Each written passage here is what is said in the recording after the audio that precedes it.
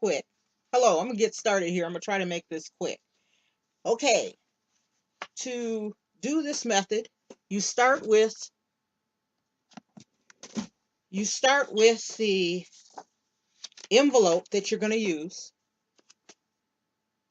and you measure it. I said no measuring, but you use the envelope to measure. You want 2 times the short width and 1 times the tall width. And that's what you want to cut your paper to. So you take 2 times the small width, which you can just kind of figure out what 2 times, doesn't have to be exact, and 1 times the small width. So first I'm going to start and use my cutter and cut 2 times the tall width. And I noticed if I cut 2 times the short width, that I've got about that much left. It doesn't have to be exact. So I just take this over to my cutter and cut about that much off. The one thing that you do need to do is try to keep your angles square. So you need to use your ridge or the end of your cutter to keep your angle square. Next thing you're going to do is cut 1 times the tall. You could mark this with a pencil or you can eyeball it. The one thing you want to do, because you want this card to fit in here, you want it to be just short of 1 times the tall. So you can cut it. What I do is cut it 1 times the tall, put that on my cutter, cut that, because I don't like to measure. And then hack about the width of my pinky off. That makes sure that that's just to double check to make sure you're not too tall for your envelope. You don't have to do that with the other direction, hack a little off, because that's where your tab is going to be. The first thing you do is your tab.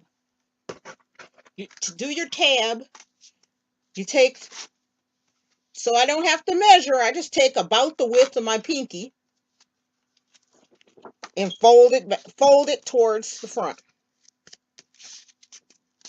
Now, you want to make sure your edges are even. That means your fold is square. Now, if you like real sharp scored corners and perfect corners, this isn't the method for you. You need to go back to measuring.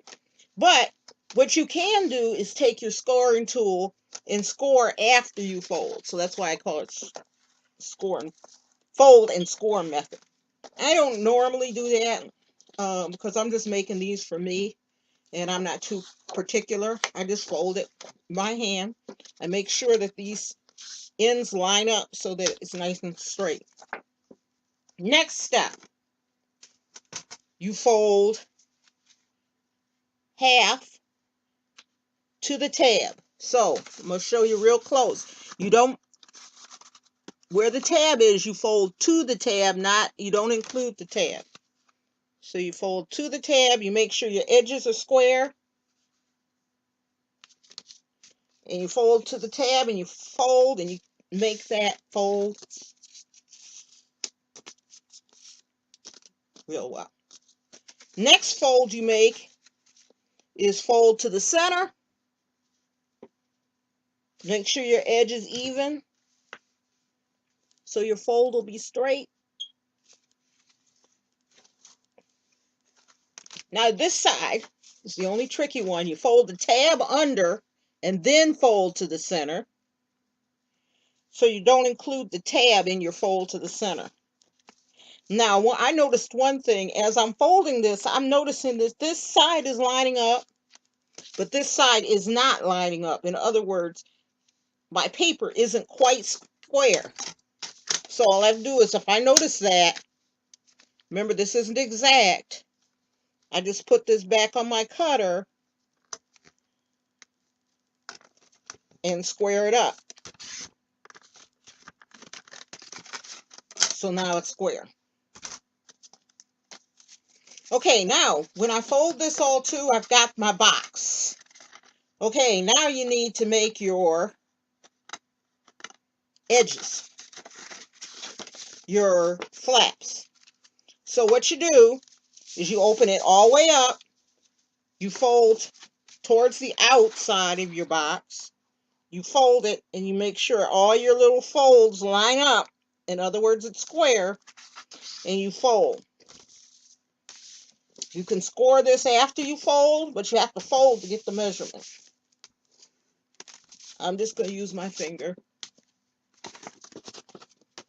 Now I have everything folded. I'm going to now use my scissors and cut. You cut from the top down on each of the folds down to the center. Now this you could do on the fold if you want these to be good and straight. You can do on your machine.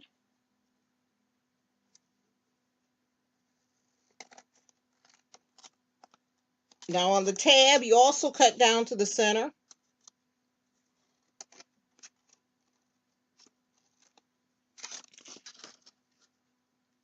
You cut the tab off at the top, and you cut an angle down at the bottom. So now this little tab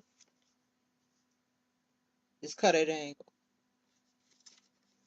Cut at an angle. So there's the angle. So now what I do, many of the boxes have the back where you don't fold the back, but because we fold this all the way across, because we want to do the measurement, it's hard not, you can't not fold the back. But what you can do is use a large sheet of paper inside and out, or in or outside, to hold this back flap up. I like to put a decoration on the back flap that stands up. So it's up to you how you want to decorate it. I'm going to put my tab in with the I'm using a permanent tape runner. Again, you need to make sure everything lines up so it's square, so your box will stand up flat.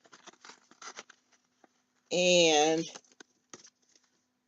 we have the last thing to do. The last thing you do is you take one of your scraps, strip, and now we want to make the pieces that go in the middle. Well, because your flap is the same width as the center, you take one of your flaps, you put about the size of your pinky on either side of the flap, and you cut. Remember, the edge of the flaps are going to be, in the inside, so if they're not exact, that's okay, if they're not exactly even. Now you cut another flap the same size as the first one you cut. See, I haven't put a ruler to any of this. Now, to do this flap, what I do is I set the flap here, and I fold it under on both sides. Can you see what I'm doing here?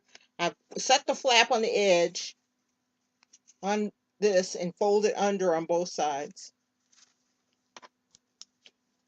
This flap, I'm do the same thing. Fold it under on both sides. Now this flap should fit inside. And what you want to do is put a tape on either side, and now you've got your base to hang your decorations on. So I'm put tape on either side of these, and I regularly just take it and bump it up against the inside so that it has something to rest against. Bump it up against this back, and it stands out about that far. So you can see one.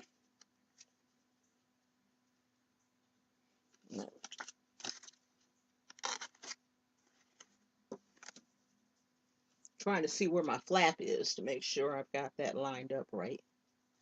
I got one. Now I'm going to put the other one in.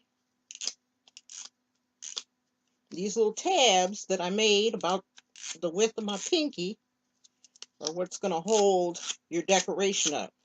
So you want to get a good amount of tape on these tabs. Or if you use whatever adhesive you want to make sure you got a good amount on there. A repositional adhesive, at least that's, you want it to be permanent, but that starts out repositional will help. Now, you flatten your card out, see if it works. And what I do is when I make these, I make a few at a time, the bases, and then that way I can have fun decorating them all at once. Now, if you want this black flap to stand up, you just take a piece of cardstock, cut it to the size of your back flap, and lay it there. For instance, I have this piece right here. If I wanted to use that, I can cut it to size and have that as the back flap. Generally what you do, what I've seen a lot of people do to decorate these is they make a mat and then they add their decoration in the center. Or you can cut a fancy mat down, put mats down here, stick your decorations out. This one I did. Well, let me come back and tell you about this one. Okay, I'm going to show you this one that I decorated. I just used some paper, regular old, actually this is colored copy paper that I cut to size, and I used and then I punched dots and used the punch dots to make the decoration on it. You'll see that I used the bright colored copy paper and use that as a base. I did decorate under the flaps because remember, when you fold this up, those under the flaps and the underneath is going to show. So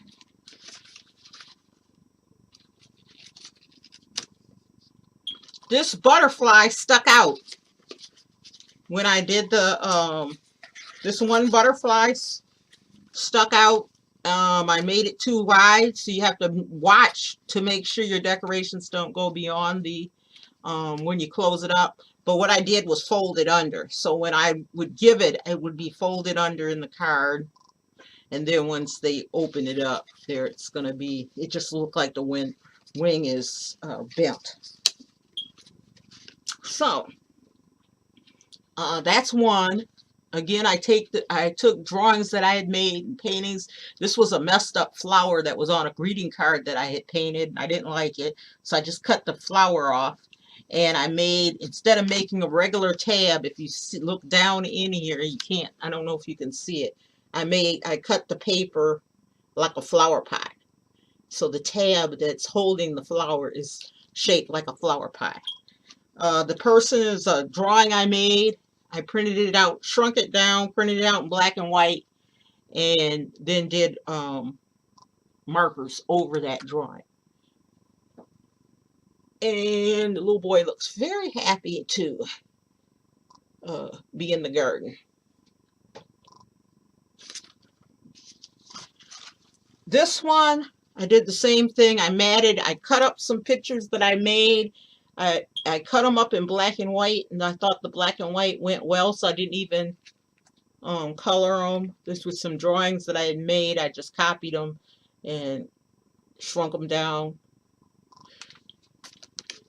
I used the brown paper here is jelly printed paper that I had made with gold and copper, and I thought it went with the coffee theme.